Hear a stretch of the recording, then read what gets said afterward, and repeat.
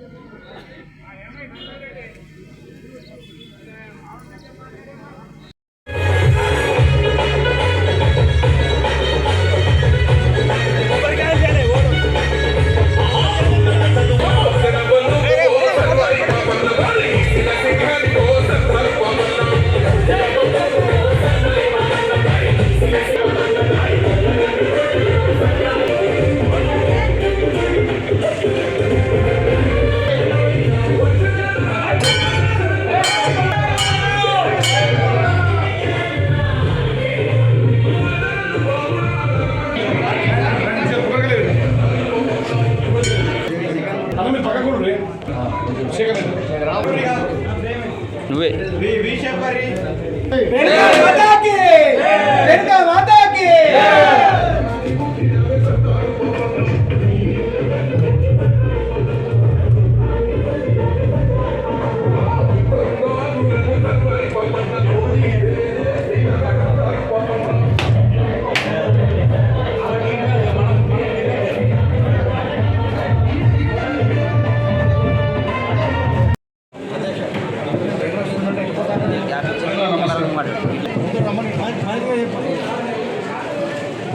గ్రామంలో ఈరోజు మన తెలంగాణ ముద్దుబిడ్డ తెలంగాణ చరిత్రకారుడైనటువంటి వైతాళికుడైనటువంటి సర్దార్ పాపన్న గౌడ్ గారి జన్మదినం జరుపుకోవడం జరిగింది.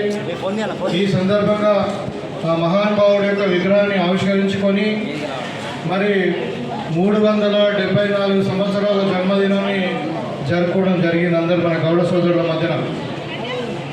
ఈరోజు ఆయన యొక్క జీవితం యొక్క ఆశయాలను, వారి యొక్క పోరాట తత్వాన్ని, వారి యొక్క నిజాయితీని, వారి యొక్క తిరుగుబాటు తత్వం ఆ రోజే 1650 సంవత్సరంలో వరంగల్ జిల్లాలోని జనగామ ప్రాంతంలో జన్మించినటువంటి పాపన్న మరి ఆ రోజే మొఘల్ సామ్రాజ్యం కానీ ఈ తుష్కరులు అంటారు తురుష్కులు, ఈ తురుష్కులకు వ్యతిరేకంగా మరి గోల్కొండ నవాబులకు వ్యతిరేకంగా అంటే ఈ రాజులకు వ్యతిరేకంగా అప్పుడే ఈ ఫ్యూడలిజానికి వ్యతిరేకంగా మరి అందరు కూడా సామాజిక న్యాయం జరగాలి, అందరికి సమానమైన హక్కులు ఉండాలి, అందరు కూడా మరి గౌరవింపబడాలి అని చెప్పి ఆ రోజే తిరుగుబాటు చేసినటువంటి మహానుభావుడి యొక్క బర్త్డే జరుపుకోవడం మరి నిజంగానే ఆయన ఆత్మగౌరవ పోరాటం కింద ఇవాళ మనం ఏ ఉద్యమం చూసినా కానీ తిరుగుబాటు చూసినా కానీ సాయుధ పోరాటమే అనుకోండి,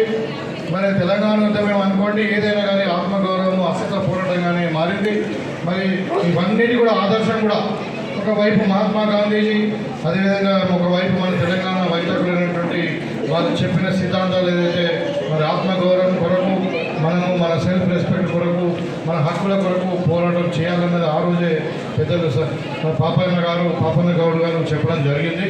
ఇవాళ రాష్ట్ర ప్రభుత్వం గుర్తించి మరి వారి అధికారికంగా జన్మదినోత్సవం కూడా జరపడం జరిగింది. నిజామాబాద్లో రాష్ట్ర వ్యాప్తంగా కలెక్టరేట్ ఆధ్వర్యంలో మరి అఫీషియల్గా కూడా బర్త్డే కూడా జరుపుకోవడం జరిగింది. ఇప్పుడు ఎందుకంటే మన కొండాపూర్లో ఒక విగ్రహం పెట్టుకున్నాం కదా, దాని ఉద్దేశం ఏంటిది? ఏదైనా మహానుభావుల యొక్క విగ్రహాలు ఎందుకు పెడతాం అంటే వాళ్ళ జీవితం యొక్క చరిత్ర తెలుసుకోవడానికి. వాళ్ళ జీవితం మాట్లాడినటువంటి సందర్భంలో ఇవాళ పైసా కూడా పట్టుకొని ఎన్ని ఇబ్బందులు ఉన్నా కానీ రైతులను ఆదుకోవాలనే ఉద్దేశంతో, రైతులకు ఇచ్చిన మాటలు నిలబెట్టుకోవాలనే ఉద్దేశంతో ఇవాళ మేము 2 లక్షల రూపాయలకు కుటుంబానికి రుణమాఫీ చేస్తుంటే చేస్తుండే ఓర్వలేక మరి ఎక్కడ రైతులు కాంగ్రెస్ పార్టీని దగ్గర అవుతారో మరి ఇక్కడ రైతులు సంబరాలు చేసుకుంటున్నారు. మళ్ళీ మాకు ఉనికి కోల్పోతుంది. మేమైతే 10 సంవత్సరాలు మరి అంటే రైతులను మోసం చేసాం. ఇప్పుడు ఎందుకు కాంగ్రెస్ పార్టీకి మంచి పేరు రావాలని చెప్పి మళ్ళీ ఒకసారి ఒక కొత్త వేషం వేసుకొని కోడిగుడ్డి మీద ఈకలు కూడా అంటుంది. కోడిగుడ్డి మీద ఈకలు వీకినట్టు వీకి ఇంకా రైతులను మళ్ళీ ఏదో రెచ్చగొట్టి మభ్యపెట్టి ఇంకా ధర్నాలు చేస్తున్నారు. నేను అడుగుతా ఉన్నా, ఈ హరీష్ రావు అగ్గిపేట హరీష్ రావు అంటారు. ఆయన అగ్గిపేట హరీష్ రావును, కేటీఆర్ను, ఈ బామర్దులు, వీళ్ళు బిల్ల రంగాలు, వీళ్ళు మామూలు గారు తోడు దొంగలు తెలంగాణను దోసుకున్నటువంటి వ్యక్తులు ఇవాళ కాంగ్రెస్ పార్టీ ముందే కాంగ్రెస్ పార్టీకి వ్యతిరేకంగా ధర్నాలు చేయడం అంటే సిగ్గుచేడు. మీ చరిత్ర ఏందయ్యా? మీ చరిత్ర ఏదో తెలుస్తా ఉన్నది. మీ చెల్లెలు టీఆర్ జైల్లో ఉన్నది. ఇవాళ ఫోన్ ట్యాపింగ్ స్కామ్, భార్య భర్తలు మాట్లాడుకుంటూ విన్నటువంటి దుర్మార్గమైన ఆలోచన వీళ్ళది. ఇవాళ చేపల స్కాము, గొర్రెల స్కాము, రైతులను మోసం చేసుడు, మరి లేక ఒక కాళేశ్వర డ్యామ్ కడతానే 1,00,000 కోట్ల అవినీతి జరిగింది. అది మూడు సంవత్సరాలకే ఇలా కూలిపోయినటువంటి పరిస్థితి. చివరికి అది చేపలు పెంచుకోవడం కూడా పనికొస్తలేదు ఆ ప్రాజెక్టు. ఇలాంటి దుర్మార్గమైన మరి కుటుంబ పాలన, ఫ్యూడలిస్టిక్ పాలన చేసినటువంటి మీరు ఇవాళ ప్రజాపాలన, ఇందిరమ్మ రాజ్యం వచ్చినటువంటి కాంగ్రెస్ పార్టీని నిలదీయడము, మరి దీన్ని ప్రశ్నించడము అని అంటే దయ్యాలు మరి ఏమంటారు దాన్ని? ఇక మీరు ఏం చేసినో కానీ మీకు హక్కు లేదు. మీరు ఎన్ని చిమ్ముకులను చేయండి, ప్రజలు కాంగ్రెస్ వైపే ఉన్నారు.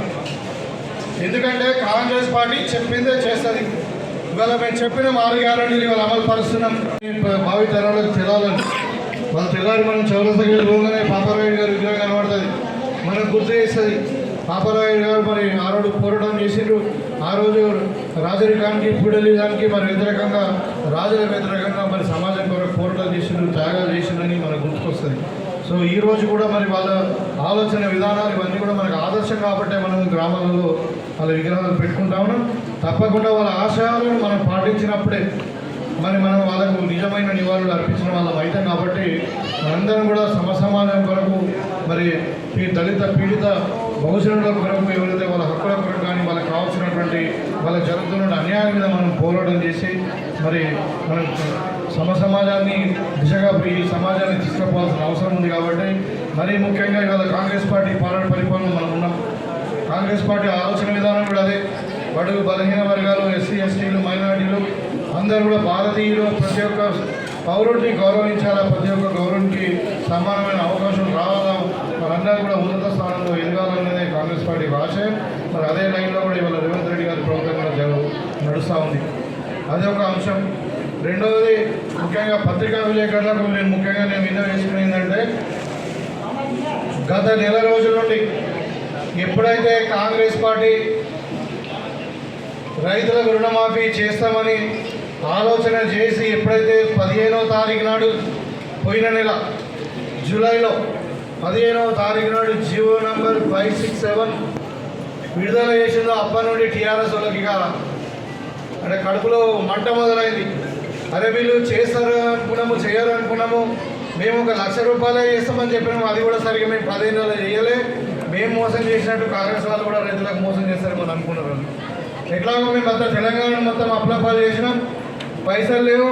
మరి రేవంత్ రెడ్డి ఆడికలు తెస్తాడు. ఎట్లా ఏకకాలంలో రుణమాఫీ చేయడం అనేది ఇక భారతదేశ చరిత్రలోనే ఒక చరిత్ర. ఇది ఇవాళ 29 రాష్ట్రాలు, ఏ ఒక్క రాష్ట్రంలో కూడా ఇంత పెద్ద ఈ ట్రాన్సాక్షన్, మనీ ట్రాన్సాక్షన్ బ్యాంకులకు రైతులకు జరగలేదు. బ్యాంకుల ద్వారా సరే మేము ఒక జీవో ఇష్యూ చేసాం, ఆ జీవోలో కూడా క్లియర్గా రాసినాం, ఏదైనా ఫిర్యాదులు ఉంటే మీరు కన్సర్న్ అగ్రికల్చర్ ఎక్స్టెన్షన్ ఆఫీసర్కి చెప్పండి, బ్యాంకులలో ఇవ్వండి. ఒక అప్లికేషన్ ఫార్మేట్ కూడా మేము విడుదల చేసాం, మీ పత్రికా విలేకరు కూడా ఇస్తాం. మా ఎక్స్టెన్షన్ ఆఫీసర్స్ అందరూ కూడా ఇంటింటికి పోతారు. ఎవరికైతే రైతులకు రుణమాఫీ కాలేదో వాళ్ళ ఇంటింటికి పోయి వాళ్ళ డీటెయిల్స్ తీసుకొని మళ్ళీ బ్యాంకు వెబ్సైట్ల ద్వారా మనకు అప్లోడ్ చేస్తారు. ఖచ్చితంగా నెల రోజులలో ఏదైతే రైతులకు ఈరోజు ఫిర్యాదులు ఉన్నాయో అవన్నీ కూడా ఖచ్చితంగా 100% లాగు వేసి వాళ్ళందరికీ కూడా రుణమాఫీ చేస్తాం.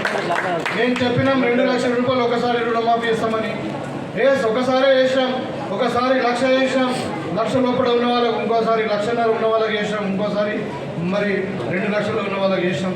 చిన్న చిన్న అవకతాలు ఉన్నాయి. వీళ్ళు చేసిన పుణ్యమే ఇలా చాలామంది రైతులకు రేషన్ కార్డులు లేవంటే కారణం ఎవరు? గతంలో 10 సంవత్సరాలు పరిపాలించినటువంటి టీఆర్ఎస్ వాళ్ళే. 10 సంవత్సరాలు ఎన్ని కొత్త కుటుంబాలు ఏర్పడలే, ఒక్క కుటుంబానికి కూడా కొత్తగా రేషన్ కార్డు ఇచ్చినటువంటి పాపన పోలే. ఇవాళ రేషన్ కార్డు అనేది ఒక కుటుంబానికి ప్రాతిపదిక తీసుకుని కుటుంబానికి 2 లక్షలు అన్నాం కాబట్టి మరి ఈ వ్యక్తి ఎవరైతే రైతు ఉన్నాడో ఆయన ఏ కుటుంబానికి చెందినవాడు అన్నది నిర్ధారించడానికి మాత్రమే మనం ఇలా వైట్ రేషన్ కార్డు అడుగుతా ఉన్నాం. దానికి లేని వాళ్ళకి వాళ్ళ ఫిర్యాదులు తీసుకుంటా ఉన్నాం.